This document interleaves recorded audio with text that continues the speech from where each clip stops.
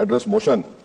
Sir, I start by putting to this House how this foreign policy for our country has been compromised from what its traditional position has been. Sir, take the case of Palestine. 61,709 Palestinians have been killed. 1,11,588 have been injured. India is a signatory to, India is a part to Genocide Convention, and the Genocide Convention says that anyone who is party to the Genocide Convention must contribute to ensure it prohibits from contributing to genocide and also requires to take steps to prevent it.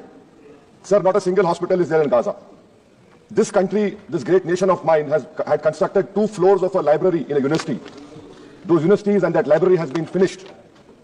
You have 1.2 million people being made homeless. Deliberate starvation has happened. And people have no drinking water. And what do we see now? We have heard the Prime Minister saying, well, stop the war in Ukraine. Where is my Prime Minister? Where is this government? Why are they keeping quiet on this genocide which is being perpetrated on the Palestinians? What has been the traditional stance of our country from Mahatma Gandhi to up to all the Prime Ministers? Why can't we oppose the genocide? We are party to the Genocide Convention. I am warning this government that when the genocide history of Gaza will be written, this Prime Minister will also be in the list of accomplices. I demand from the government that let our country take the responsibility of constructing the health sector in Gaza. Invite more Palestinians to India on scholarship. Let them rebuild that Gaza. We cannot be part. How can we allow arms to be exported to Israel? A ship, an Indian ship, was stopped in Spain. We are signatory to this Genocide Convention. How will history remember us? With what face can we face the world? Sir, second point.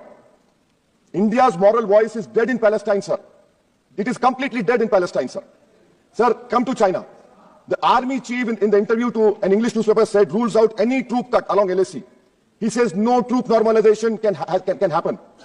Why are we back to business as usual? Mansarovar Yatra will start, direct flights will start, visas will be issued, Chinese investment will be welcomed with open arms. Can we patrol those 25 patrolling points which we lost? Can we go and patrol in the buffer zones of Galwan, Pongsong Su, Gogra, Hot Spring and Kailash Range? No. With what we have lost 2,000 square kilometers of land and it is back to business with China. I strongly condemn this step which this government is taking in the fear of China.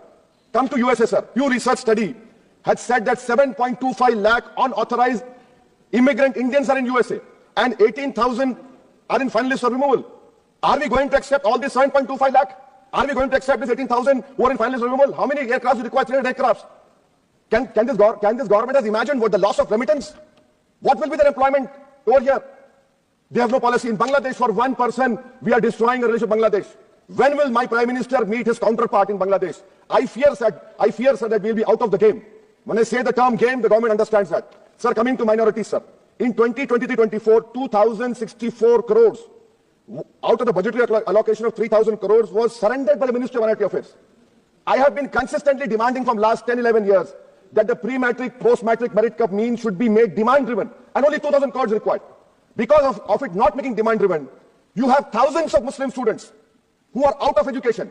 There has been empirical studies like the Kundu Committee which said that the reason for Muslim out-of-school children is financial wherewithal. You're not interested to ensure that Muslim children study. My community has the highest illiteracy rate in women.